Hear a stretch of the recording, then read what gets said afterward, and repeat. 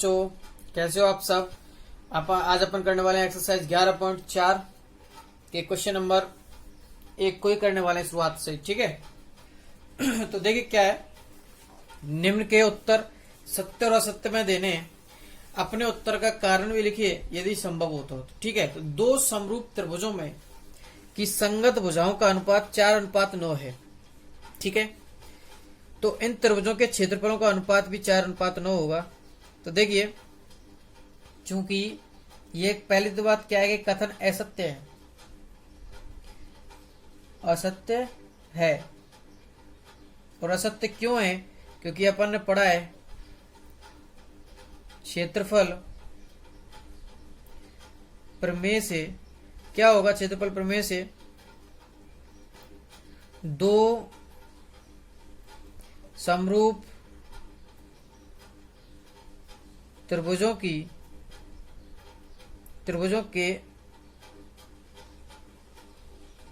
क्षेत्रफलों का अनुपात किसके बराबर होगा? उनकी संगत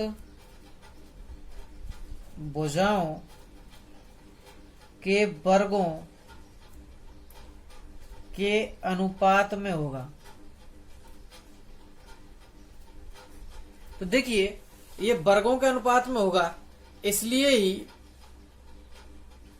अपने पास यहां पर क्या दिया गया, संगत भुजाओं के अनुपात में, इसलिए ये कथन क्या हो जाएगा, असत्य हो जाएगा, ठीक है। होना किस में चाहिए था? वर्गों के अनुपात में, ठीक है। अच्छा, अब अपन बात करते हैं क्वेश्चन नंबर इसके पहले के दूसरे की, कि दो त्रिभुज क्रम से एबीसी और डीईएफ में यदि त्रिभुज एबीसी के क्षेत्रफल अपॉन त्रिभुज डीईएफ का क्षेत्रफल, ठीक है, बराबर AB square upon D square बराबर 9/4 है, तो क्या त्रिभुज एबीसी समरूप है त्रिभुज डीई, सर्वांग सम है त्रिभुज डीईएफ के।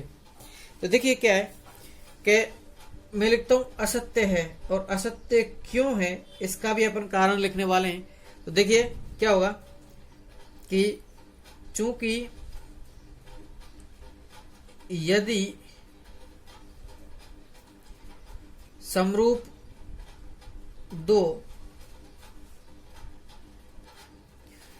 दो समरूप क्षेत्रफलों में, समरूप त्रिभुजों के क्षेत्रफलों का अनुपात क्या हो, 1:1 होता। भाई दोनों का बिल्कुल बराबर होने पर ही क्या होते हैं, सर्वांग सम। तो इसलिए 1:1 होता तो त्रिभुज ABC सर्वांग सम होता त्रिभुज डीईएफ के। क्या होता? ABC सर्वांग सम होता त्रिभुज डीईएफ के, लेकिन अभी ये सर्वांग सम नहीं होगा, इसलिए कथन क्या हो जाएगा, असत्य, ठीक है। अच्छा, अब लिख देंगे भाई ये सर्वांग सम होता, लेकिन प्रश्नानुसार अनुपात क्या दिया गया है, 9:4, ठीक है। अच्छा, अब अपन चलते हैं क्वेश्चन नंबर इसके पहले के तीसरे पर। उसमें क्या दिया गया है कि दो समरूप त्रिभुजों के क्षेत्रफलों का अनुपात उनकी भुजाओं के वर्गों के समानुपाती होता है। तो देखिए, दो समरूप त्रिभुजों के क्षेत्रफलों का अनुपात, तो अपन बात करते हैं दो समरूप त्रिभुजों के, उनकी भुजाओं के वर्गों के समानुपाती होता है क्या। तो मैं लिखता हूं कथन असत्य है,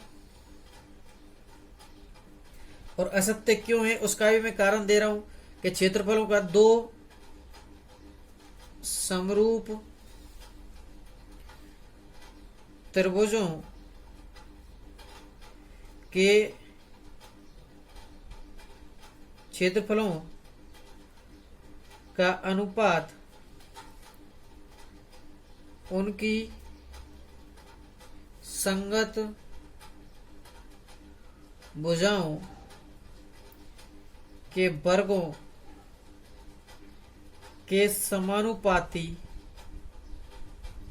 होता है। तो देखिए, भुजाओं के वर्गों के समानुपाती होता है कब? जो उनकी संगत भुजाओं के, लेकिन इसमें संगत वर्ड है नहीं, तो इसलिए यह कथन क्या हो जाएगा, असत्य हो जाएगा, ठीक है। अब अपन चलते हैं नेक्स्ट पार्ट। नेक्स्ट पार्ट है इसका ये चौथा, कि यदि त्रिभुज एबीसी में त्रिभुज ए एक्स वाई समरूप हो तो उनके क्षेत्रफलों का मान समान होगा हो तो एक्स वाई एवं बी सी संपाती भुजाएं हो सकती हैं। तो देखिए क्या होगा, एक चीज हो सकती है कि यदि त्रिभुज इस तरीके से बने हो,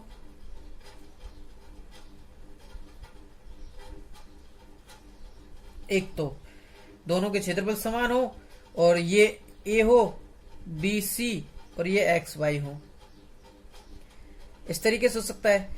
या फिर हो सकता है कि भाई ए बी सी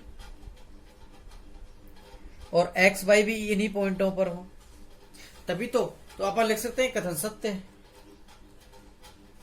ठीक है, दोनों कंडीशन है। अच्छा, हो सकती हैं इसने बोला है, अच्छा होंगी ही अगर ऐसा बोलता तो असत्य हो जाता। ठीक, कोई जरूरी नहीं है, ऐसे भी बन सकता था। ठीक है, अब बात करते हैं अपन इसके क्वेश्चन नंबर 2 की।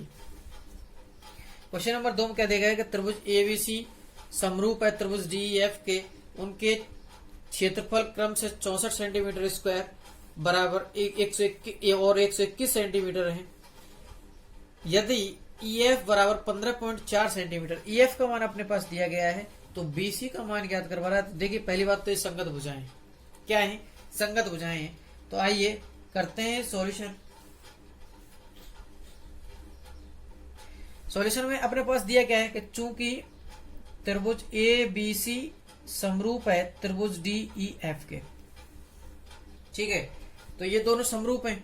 अच्छा, अब समरूप होने पर मैं लिख सकता हूं कि इनके क्षेत्रफलों का अनुपात, इसलिए त्रिभुज ए बी सी का क्षेत्रफल बटे त्रिभुज डी ई एफ का क्षेत्रफल बराबर, इसकी ये संगत भुजा ले लेता हूं मैं बी सी और इसकी संगत भुजा ले लेता हूं मैं ई एफ का होल स्क्वायर। अच्छा, तो एबीसी का क्षेत्रफल अपने पास क्या दिया गया है 64 और ये दिया गया है 121। बीसी अपने पास नहीं है, बीसी अपन को ज्ञात करनी है।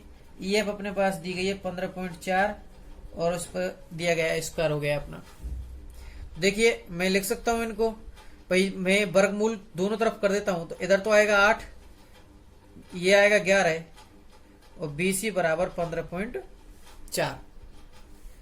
ठीक है, तो वज्र गुणा करता हूं। देखिए 11 गुना बीसी बराबर 15.4 गुना 8, तो बीसी बराबर आएगा अपने पास कि 15.4 गुना 8 बटे 11। अगर मैं 11 का भाग देता हूं इसमें, तो अपने पास आएगा ये 1.4 बढ़ जाएगा, 1.4 गुना 8। ठीक है, और अगर मैं 1.4 से गुना करता हूं इसका, तो ये अपने पास आने वाला है कितना आएगा 112, 14 112, 112, तो ये 11.2, तो 11.2 सेंटीमीटर किसका आ जाएगा मान अपने पास बीसी का। ठीक है, तो चलो दोस्तों, इस प्रकार इस क्वेश्चन नंबर 1 और 2 कंप्लीट होते हैं। मिलते हैं नेक्स्ट वीडियो में और नेक्स्ट क्वेश्चंस के साथ। धन्यवाद, देखते रहिए पीके चौधरी मैथ्स।